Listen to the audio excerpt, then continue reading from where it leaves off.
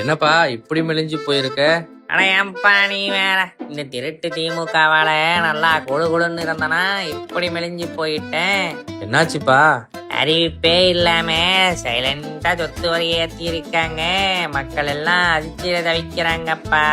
இதுதான் திருட்டு திமுகவோட வேலையே. அது மட்டுமா, கரண்ட் பில்லையும் கண்மூடித்தனமா ஏத்தி வச்சிருக்காங்களே. இவங்களால குடிசை தொழில், குறுந்தொழில், விசைத்தறி தொழில்னு எல்லாருமே வருமானத்திலையும் மனசளவிலையும் பாதிக்கப்பட்டு இருக்காங்க. மாசம் மின் கட்டண முறையை கொண்டு வரேன்னு பொய் வாக்குறுதி கொடுத்து மக்களை ஏமாத்தி இப்போ வரைக்கும் 2 மாசத்துக்கு ஒரு முறை நடுத்தர மக்கள் கிட்ட இருந்து ஒரேடியா பணத்தை கொள்ளடிச்சிட்டு இருக்காங்க. மத்திய அரசு ஜிஎஸ்டில தளர்வு கொடுத்தும் தமிழக அரசு ஆவின் நிறுவனத்துல நெய் விலையை 1/2 கிலோவுக்கு 40 ரூபாய் ஏத்திருக்காங்க.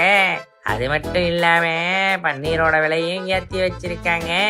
சொத்து வரியும் ஏறி போச்சு, மின் கட்டணமும் ஏறி போச்சு, பால் விலையும் ஏறி போச்சு. திமுக ஆட்சியோட அராஜகத்தால மக்களோட வாழ்க்கையே நாரி போச்சு. ஒரு பக்கம் போதையால நாட்டை அழிக்குது, இன்னொரு பக்கம் கட்டண உயர்வால வீட்டை அழிக்குது. சீக்கிரமே மக்கள் திமுகவை அடிக்கிற காலம் வரத்தான் போகுது.